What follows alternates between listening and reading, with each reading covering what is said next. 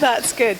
Just a quickie, I'd like you to put this on your calendar. June 4th will be installation dinner. More to get home later. I also have another announcement. Lions Learning Forum, which is coming up Saturday, March 5th. It's in La Center at La Center High School. The time is 8:30 to 3:30. It's free. Lunch is provided. There are so many sessions. You get to choose 5 out of about 18 or 21 of them. I have a list of that. I have applications available. I set them back on the table. But if you have any questions at all, please see me after the meeting. It's a great event. You know, you usually have to pay for education of some sort. It will be stimulating, interesting, educational. You know, I went to the Northwest Leadership and there was a fellow there that was, what was he, 80? He's walking around going, I'm 80 years old and I'm still learning, so I know we can.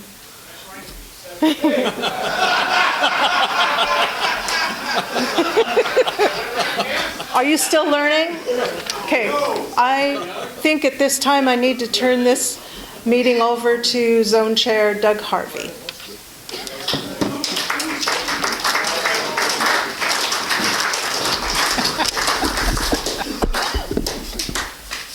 Well, today we have a visit from somebody you probably haven't seen before, our District Governor J D Nellor. You know, probably you think you know a lot about him, but like my uncle says, today you're going to hear the rest of the story. First of all, he joined the Lions Club in 1990. That's, what, about 26, 27 years ago. It's not working?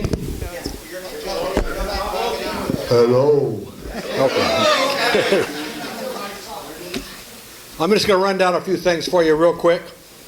He was a club president in 1998, 1998, 99, 2006, and 2007. He was also a club bulletin director for many, many years, and also he did their webmaster. He became Lion of the Year. How many times do you think? 3. I hear 3. Do I hear more? 6. Going, I hear 6. Do I hear more? 18. 7. No. 8 times. 8 times. Now I was at one meeting and somebody says, yeah, but this club only has 5 members.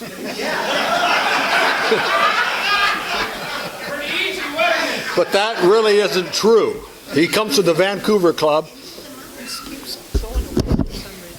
He comes from the Vancouver Club. Now, he's got a very interesting past. If his wife was here, I could talk to you about a lot of things, but I'll have to skip over because she's not here to defend herself. But when he was in high school, he became eligible to drive, and his parents didn't really feel comfortable about that. As a matter of fact, you know, if you remember the movie Rain Man? Dustin Hoffman? I'm an excellent driver.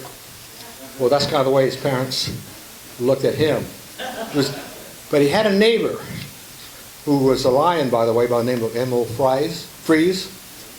Emil was able to convince his parents that he was a good driver. He's blind. But nonetheless, he had an ulterior motive because he was a piano tuner, and he had a class that he taught blind kids how to do that. And so he actually taught JD to run him around town. And that's the reason why he supported JD in getting his license. JD has gone through just about every position there is available, all the way up to district governor. So he's definitely a superior, super guy. And what is the first thing you can tell when he's a super guy? Look at that hairstyle.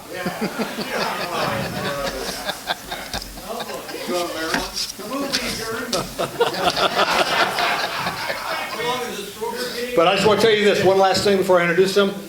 He is an attorney by trade. So I have to make it perfectly clear that you have the right to remain silent. And if you say anything, it can and will be used against you.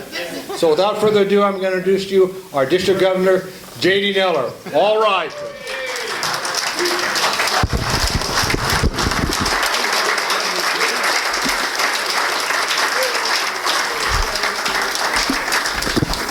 Adjourn. All right, does this work for me? That doesn't work? Okay, it's going in and out. Do I have to pick it up? Yeah, I'm the governor. I can do what I want, right? All right. Pardon? What are you saying? Well, King Lion or President Maryland, you don't do the king thing. Why not? And Zone Chair Doug and fellow and guests, and hello Longview Pioneer Lions. Good to see all of you again. You know, I appreciated what Past Assistant Governor Jim had to say. I really did, because I'm kind of one of those guys that used to sneak off when the district governor showed up. And Hal had a very unique experience with the Ridgefield Lions, if I recall. I think, what did they do, have a fire drill, and they left, and you came back and they didn't. That's the way it worked?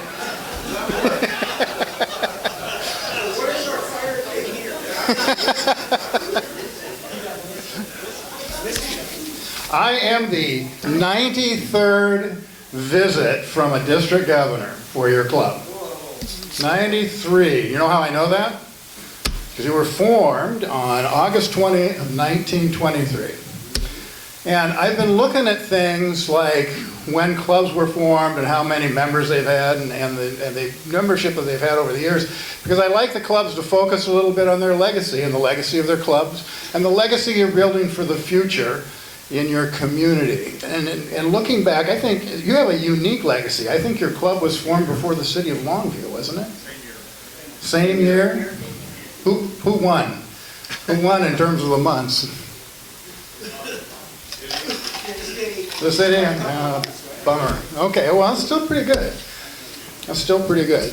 So you have a legacy of 92 years in this community. I attended your 90th anniversary a couple of years ago, obviously. That was a good time. And right now, you know, I look at what you've been doing. I look at Adopt a Road, Walk and Knock, Street of Screams, Race Against Diabetes. You got memorials, you got Spirits of Longview, Taste of Italy. I go through this whole list of things, and I kind of wonder, what am I doing here? You kind of got everything going. You know what you're doing, and you have been doing that for a long, long time. I know all clubs go through struggles from time to time. We all get on each other's nerves from time to time. We all try to wonder what our place in our communities are from time to time. We have to go through that stuff. But you got a great club, and it's a great place to visit, and you've been very good to your community and very good to your district. One of the things that's important in the legacy of your Lions is to look back at some of the membership and how many members you have who have been served. Now, Lions Clubs International sends me this big package at the beginning of the year, actually about 3 months in, so I have to go back to the clubs that I don't get to visit, of Monarch Awards. And you all know what the Monarch Awards are? These are issued every 5 years to commemorate the years of service that our Lions have. And they send me these letters, and they send me all of these little monarchs, and then I have to paste them on the back so that I get them in the right order. And I have a bunch of them for your club, and I'd like to go through them, and I'm going to read the letter that comes down from the international president. Does everybody know who the international president is?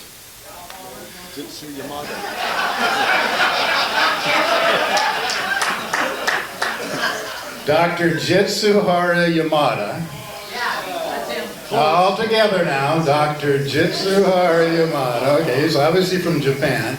And we'll get into his theme and that in a little bit. But I have a letter from him, and it says, "Dear Lion so-and-so, congratulations on completing so many years as a Lion. To commemorate and recognize your years of service as a Lion, I would like to present you with the enclosed Milestone Chevron Award. Lions Clubs International recognizes the anniversaries of our members because they are a reminder of the milestones in our lives. They give us the opportunity to celebrate, commemorate, and reflect. Anniversaries are the perfect opportunity to celebrate your accomplishments and contribution to promoting dignity, harmony, and humanity in your community." And it's signed Dr. Jitsuhara Yamada, International President. This one is a 10-year Monarch Chevron Award for Michael Firth. Mike!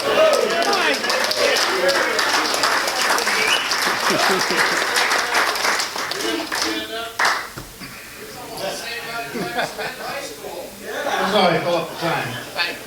Thank you. Now you gotta figure out how to get that fit on your pin.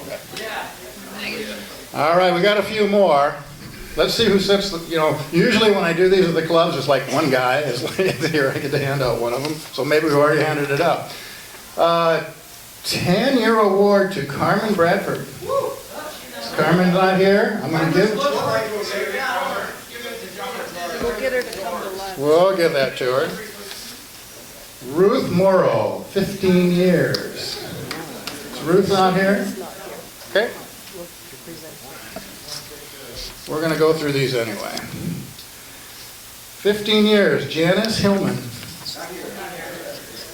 These are all attendance award winners, by the way. That's right, 100%. 15 years, Beverly Turner. Not here? Oh, here's one that's here. 20 years, George Obermeyer. Is George here? I thought I saw George. He's the president of the Monticello Club. Wow, they got it wrong. I will see I George. thought that sounded familiar.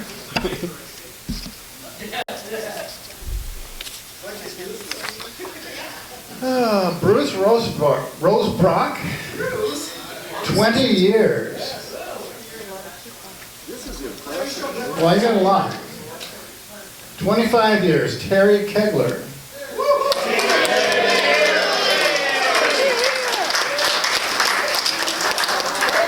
Terry here? Is this kind of like bingo?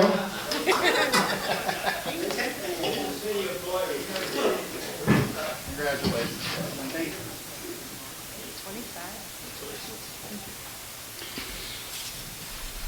25 years, Phil Olson.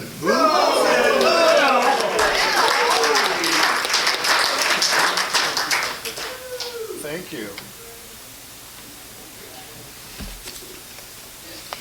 I didn't see Kurt here. Kurt Agnostu, 25 years. His partner's here. 30 years. We're getting up there. John Peterson.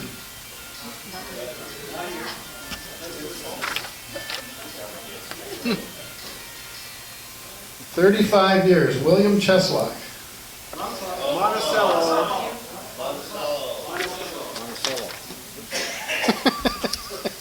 Hasn't been to a meeting in 15. Yeah, it says Monticello on that one. Robert Heidemann, 35 years.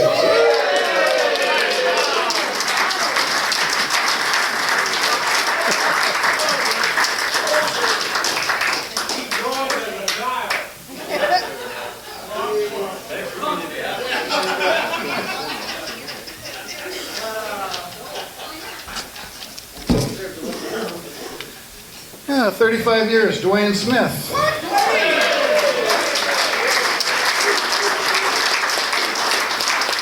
Dwayne here?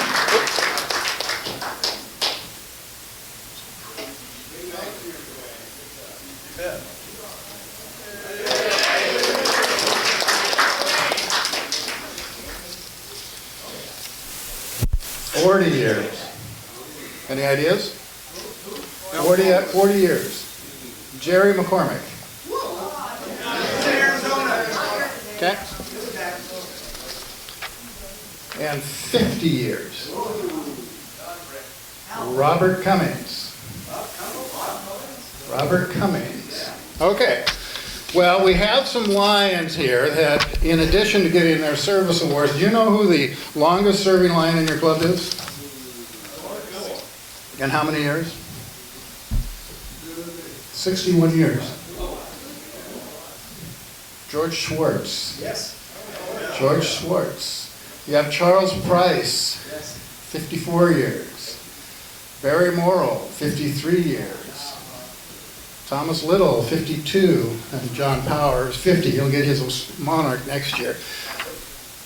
If I go back and look at these things, what I've been doing is adding up service hour, or years of service by the various members of the various clubs in our district, just to get kind of a feel for how many years of Lions we have in our district and have in your clubs.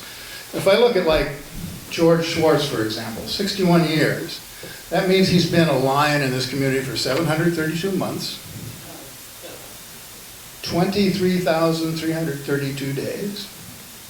Here's the big number, 535,968 hours. We want to go from the sublime to the ridiculous.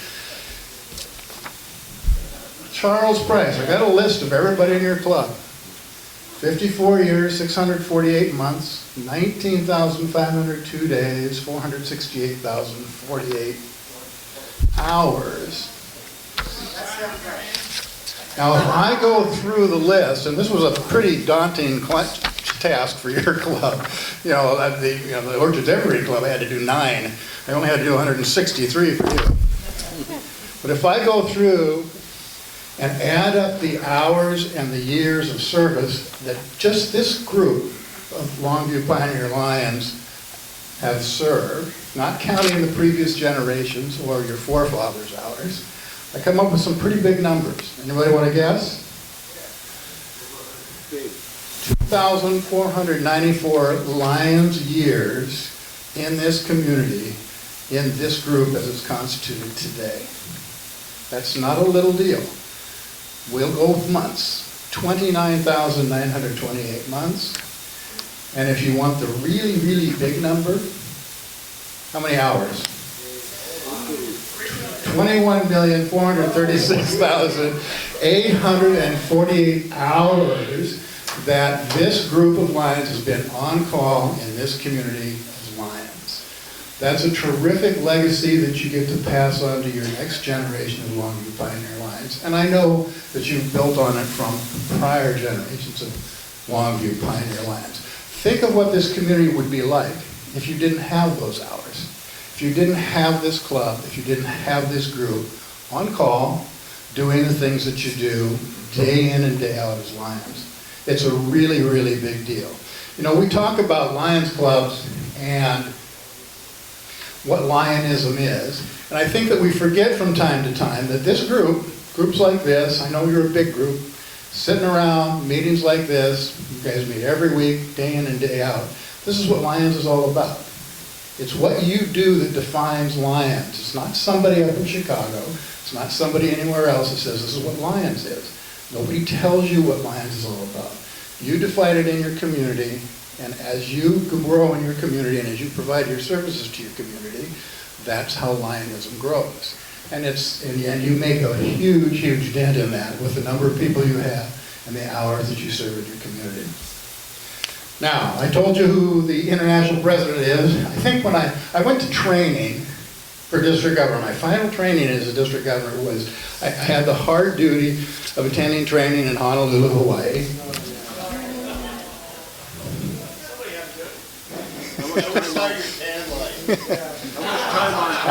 I'll show you mine if you show me yours.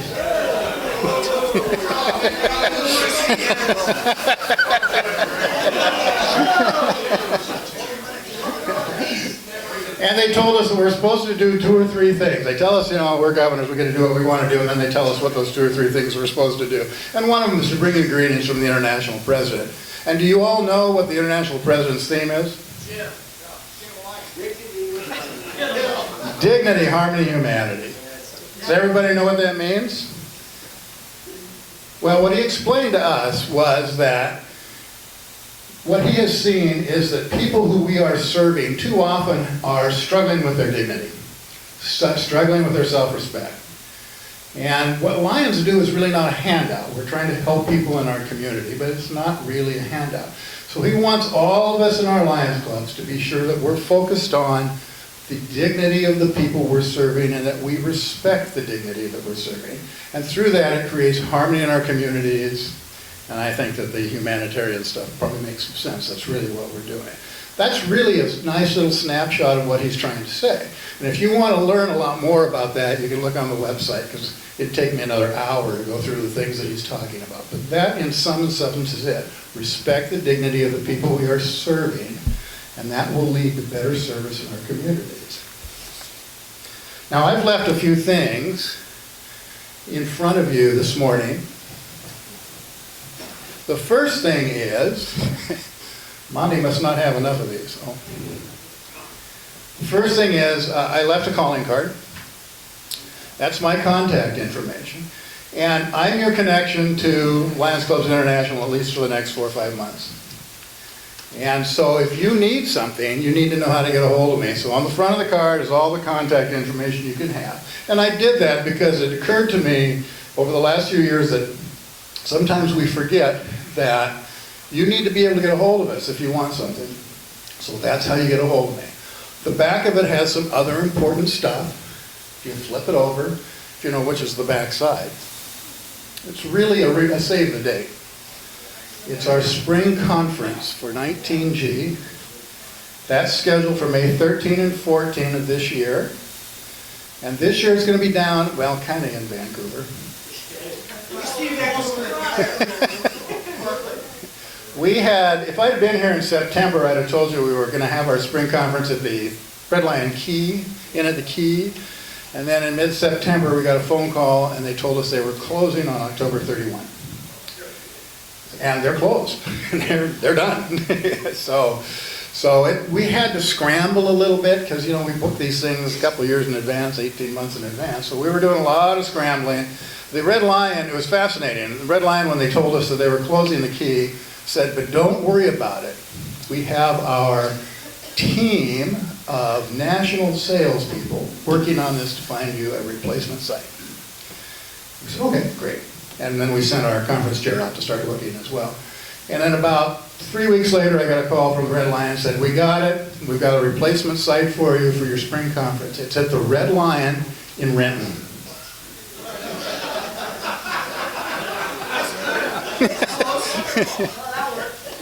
So we said, did you look across the Interstate 5 bridge? And there's a big sign over there that says Red Lion on the river, Jansen Beach. That's where our conference headquarters is. But, there have been some challenges with that. One of them is I didn't have the space for our banquet Saturday evening, which we traditionally do. And so we've teamed up with the Pearson Air Museum. And the Governor's Banquet will be held at the Pearson Air Museum at the Pearson Air Park in Vancouver, and we'll run a shuttle bus back and forth between the two. So we'll have a designated driver for everybody. But I'm bringing up the spring conference because over the last few years, I know it's not in Kelso this year, sorry. I know you got to drive south in order to get the first spring conference. But, the participation in the spring conference over the last few years keeps dropping and dropping and dropping, so we must be doing something wrong. So we're trying to shake things up a little bit. We're going to do some things differently. The Governor's Banquet, being in the hangar, is going to be a hangar dance type thing. It's going to be a celebration. We're not doing the white dinner jackets. We're not doing the formal wear that we've done in the past because it's a little different animal being in this hangar. Has everybody been down to the Pearson Air Museum? Yeah, it'll work. It'll work. Food's going to be a little bit different. It's going to be cheaper. The banquet meal is going to be about $20. It's not going to be the $40 that we would have had to pay at the Red Lion. So some things are going to be a little better there, and we're going to want to see how people do. We love to see the participation. I know you guys have always been active participants in the spring conference. We want to see you down there. We want to see you having a great time. We want to see you being Pioneer Lions, or at least some of us do. We want to hear you toast the piper. Is that right, Greg? The Whether we have one or not, I think we'll kind of, I don't want to break the tradition. Don't want to break the tradition. So we'll hope to see you all. Now we're doing a couple of there's 2 new contests and awards this year. There's 2 new contests. First one is, there's going to be a YouTube video contest. So, your club does YouTubes. So you can send in the URL to the YouTube post to the Contest and Awards chairperson and be participating in a judging of a YouTube video contest. It's promoting your club or describing some project that you do. And this can be an individual entry or it can be a club entry. Yeah. The other one is, I didn't do a pin this year because I got into an argument with a pin maker, but we won't go there. Imagine that. I know.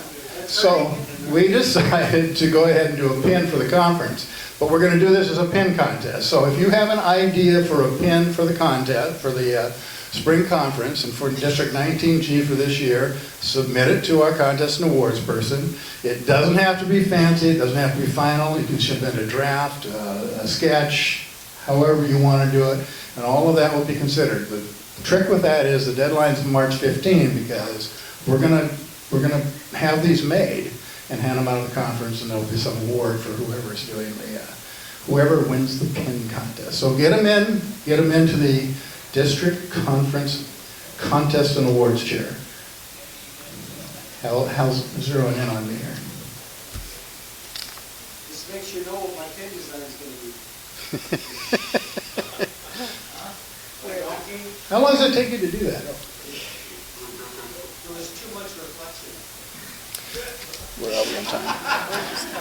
All right, the last thing that I've got for you is I handed out a brochure for the Pacific Foundation for Blind Children. Again, one of the things that district governors do is we usually have some kind of a cause, hand out, for leader dogs or various things. Terry Sutphin had some train thing. Remember, we put the dollars in the train crossing. Pacific Foundation for Blind Children's Mind. This is an organization that I helped found back in about 1996. It was originally called the Washington School for the Blind Foundation. And this organization was originally founded because people were making donations to the School for the Blind and to help students at the School for the Blind. But the School for the Blind is a state institution, and that money really goes into the general fund. So the donations may or may not have made it to the intended purpose. So we created the Washington School for the Blind Foundation, now the Pacific Foundation for Blind Children, to create a vehicle for those donations to be made. And then they could go to the people that were intended to be served.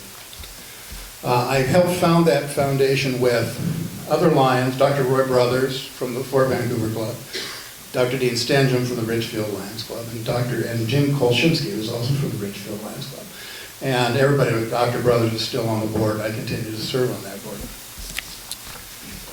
Another thing that we found out from the Pacific Foundation for Blind Children is that the kids at the School for the Blind, and I know you've had a presentation on the Pacific Foundation for Blind Children, but the kids at the School for the Blind, when they're in the school, have the best technology, best training available to them. There's about 2,000 students each year in the state of Washington who receive services from the School for the Blind, usually in their local communities and their local school systems.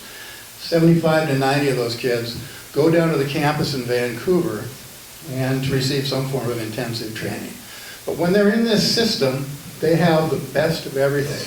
And the School for the Blind has a tremendous placement rate following the graduation of their students. It's somewhere in the 80%, above 80%. You know what the national average is for blind and visually handicapped students' employment? It's about 30%. So the Washington School for the Blind is doing a great job, but there's a hole. When the kids graduate, they don't have that technology anymore because it's at the school, it's not owned by the kids. So we created a program early on to provide that kind of technology to the kids as they graduated. They went on to college or they went out into the world of employment until they bridged this gap and were able to really stand on their own. And that's been successful.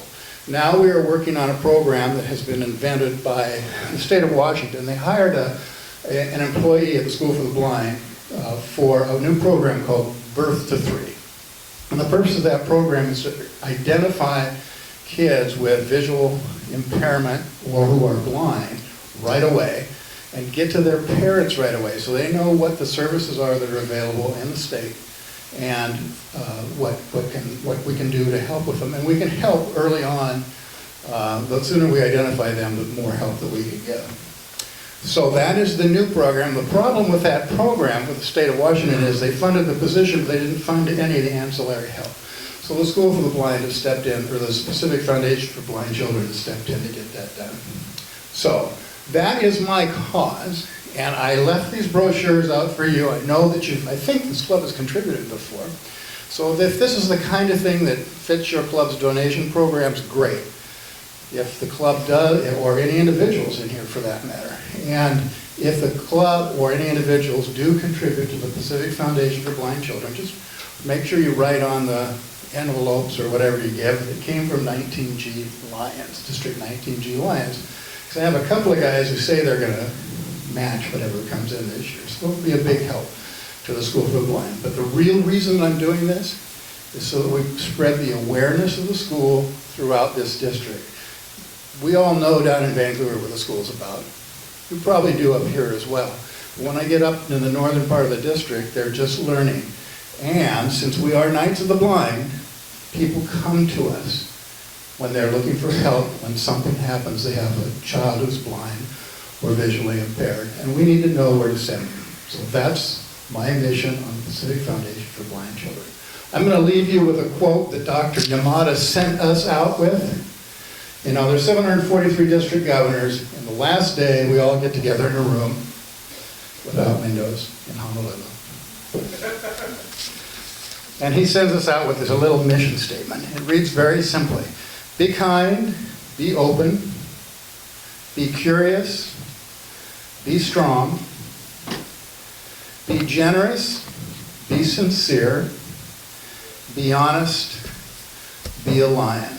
Longview Pioneer Lions, thank you for everything you do to your community. Thank you for what you do to the district. Thank you for what you do to the zone. Great to see you again, and thank you for the hospitality. All right. Can I make it? Thank you, JD.